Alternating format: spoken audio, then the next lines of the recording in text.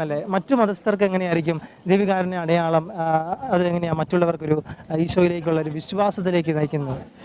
അത് ആ ഈശോയുടെ ആ സുവിശേഷത്തിന്റെ ആ കേന്ദ്രം തന്നെ ഓർത്താൽ മതി.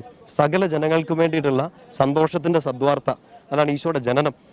ആ ഈശോ നമുക്ക് രക്ഷകനായിട്ട് അവതരിക്കുകയും ജീവിക്കുകയും മരിക്കുകയും ഉയർത്തെഴുന്നേൽക്കുകയും ചെയ്തു.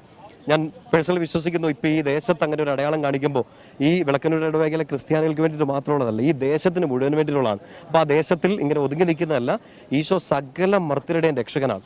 സകലരുടെയും രക്ഷകനായിട്ട് വന്ന ഈശോയ്ക്ക് വിശുദ്ധ കുർബാനയിൽ ഈശോയുടെ ഏറ്റവും ശക്തമായ സാന്നിധ്യം നമുക്ക് അനുഭവിച്ചറിയാൻ പറ്റുന്ന വിശുദ്ധ കുർബാനയിൽ ഈശോ ഉണ്ടെന്ന് സകല ജനങ്ങൾക്ക് വേണ്ടി, ക്രിസ്ത്യാനികൾക്ക് വേണ്ടി മാത്രമല്ല സകലർക്കും രക്ഷകനായി ഞാനിവിടെ ഉണ്ട് എന്ന് ഈശോ അടയാളം കാണിക്കുന്ന സമയമാണ്. ഇത് ഒരു മതത്തിൽ ഒതുങ്ങി നിൽക്കുന്നതല്ല. കാരണം ഒരു മതത്തിൽ ഒതുക്കി നിർത്തേണ്ട ആളല്ല നമ്മുടെ ഈശോ. ലോകത്തിൻ്റെ മുഴുവൻ രക്ഷകനാണ്. Christ is redeemer of all. സകല ജനങ്ങൾക്ക് വേണ്ടിയിട്ടുള്ള സദ്വാർത്തയാണ് ഈ വിളക്കന്നൂർ ഇന്ന് ഔദ്യോഗികമായിട്ട് പ്രഖ്യാപിക്കുന്നത്. ബഹുമാനപ്പെട്ട